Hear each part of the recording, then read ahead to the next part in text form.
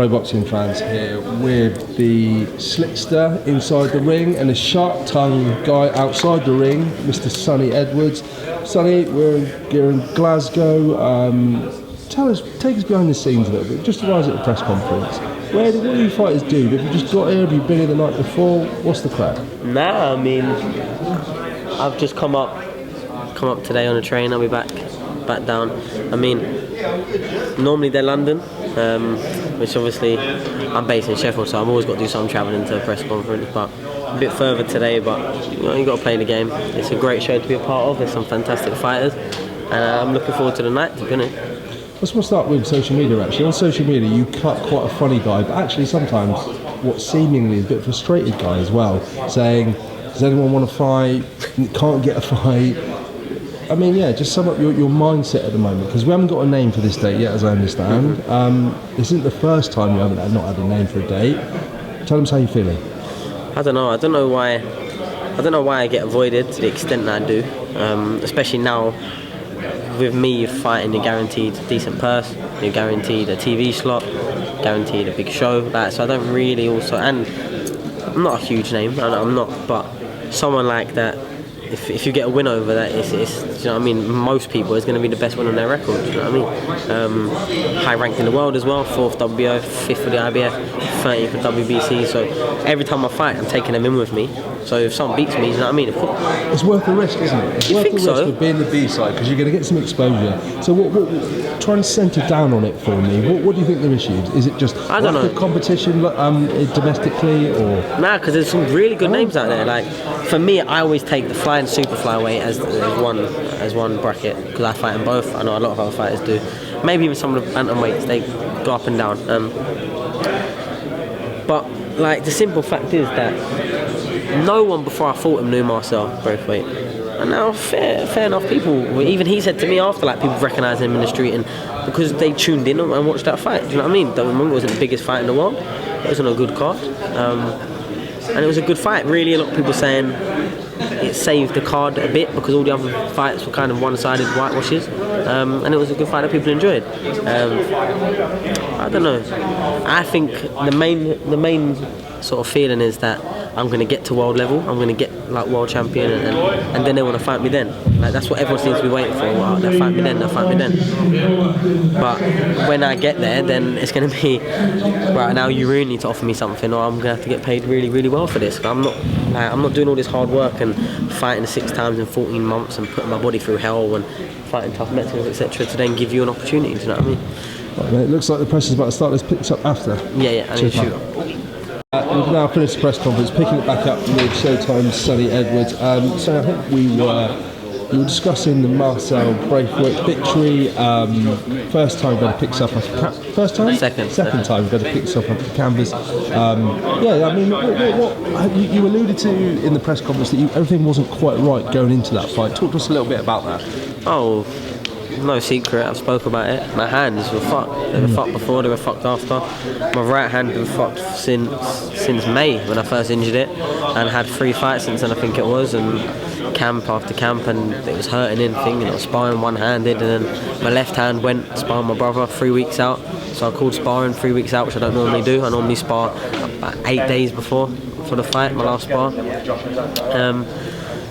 Yeah, like, there's no excuses. That could happen anyway with fucking free hands, you know what I mean? So it is what it is. But yeah, there was never really talk about not fighting, but obviously I was aware that hands could go and probably would go. So what's go? When you say go, are they minor fractures? No, what I had is after I've spent the last 8-10 weeks getting looked at, x-rayed, scans, whatnot. It was just a lot of scar tissue built up from like quite a lot of different traumatic injuries on them, and then carrying on punching them, so I wasn't giving them time to rest. So basically, especially on my right knuckle, a lot of scar tissue developed, basically, and then because it was inflamed and the sagittal band was inflamed, it was all scientific stuff that I don't really know or care all too much about. But yeah, they're good now. Okay. They're good now, and I'm just looking forward to getting in the ring. Really? So the news, I think, broke maybe yesterday or the day before that this show is going to clash with Dillian Whyte versus Povetkin, I think, May 2nd. these things are kind of unavoidable in the promotional world, but what are your thoughts on having two shows going up against each other? It's not ideal for fans, it's not ideal for, I guess, you guys, because there's less eyeballs on the screen. I don't really think about it too much. As long as there's boxing, like, there's boxing, do you know what I mean? And we've probably got the privilege to say that our card's not pay-per-view, so that might divide it in our favour. You know, you've got Josh, got some fantastic fights, and then hopefully I'm in a good fight myself. I don't know who I'm fighting yet. It's one of them things, isn't it? Like, once promoters start putting down deposits on big venues, that's the date then. Once the TV have got it booked in, that's the date then. Like, whether or not the rivals put something up or not, it's just, it is what it is. And it's probably more of an issue when they're like, I don't know, 50 miles away from each other or something, but these are literally in two different countries, so it is what it is. Yeah, I don't think I'll divide it too much, because how many people really would have come up to this card from London? How many people really will go down to that card from Scotland? I don't know, I haven't got those numbers for you, but I doubt it will affect like the ticket door sales too much.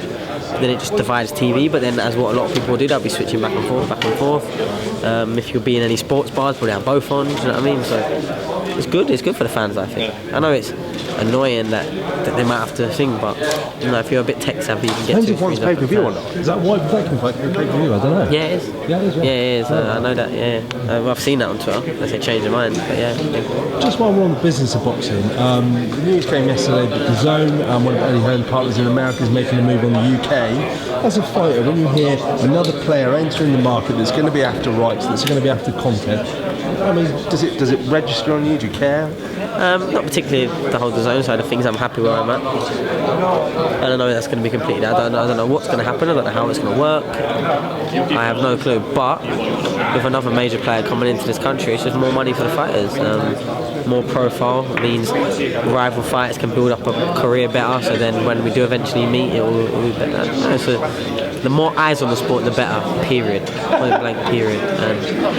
Absolutely. And there were no less eyeballs on the sport than Fury Wilder last weekend. Just finally, just your thoughts on particularly the performance and then the excuses that came out afterwards. I mean, I don't know about the excuses. I think they're quite funny with the whole heavy suit. But then again, when I boxed one of my Mexicans, I walked in a fur jacket.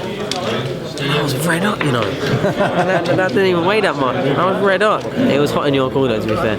I don't know, but Fury, wow, performance shocked me. Shocked a hell of a lot of people, most people in fact. But yeah, I don't know about them excuses. They're a bit out there, aren't they? But the third fight's going to happen, I hear July the 18th, so I don't think Fury better do too much to change it, but who knows? Because people didn't think Fury was really going to go out and just knock Wilder out. Heavyweight boxing is exciting, it's fun. Want to see the third one? Well, not as much as I want to see, you know, Fury versus AJ. Who wins it? I don't know, man. I don't know, it's different. Every fight's different. AJ's very good at fighting tall people. He always has been, and he's always struggled with small people. So if you write him off with the first Ruiz fight, then you're stupid. Also, Fury, when he's really up against it, expected to lose is when he seems to come up. When he's expected to absolutely outclass people or beat people convincingly is when he seems to dip. So, who knows? I think Fury will probably be the favourite for the slight majority going into it, but I don't know. I know AJ personally, so I'd be rooting for AJ. He's been a big influence, especially when I was an amateur. Been around him, trained next to him and that. And he's great for the sport. He's great for the sport in the country. And obviously I think British boxing didn't really have a chance to feel him not being at the top, because obviously he had the rematch and come straight back. But yeah, we need idols like that. Like, look what, you know, the man sitting behind you, Josh Taylor's doing for Scottish boxing. If he weren't fighting in Scotland, I know the fight was meant to happen in China or somewhere, then this show wouldn't be on, you know. The other Scottish lads, Lee, Willie would be getting the exposure. I wouldn't be getting the exposure. Do you know what I mean? So you need the flag bearers, you need the headline acts. You need the headline acts. And the more of them, the better in the sport. And, you know, so the more of them, the better. And it's just about building up and taking the chances and being in good fights, and eventually all your hard work should pay off. So everyone's thanks for being pro boxing.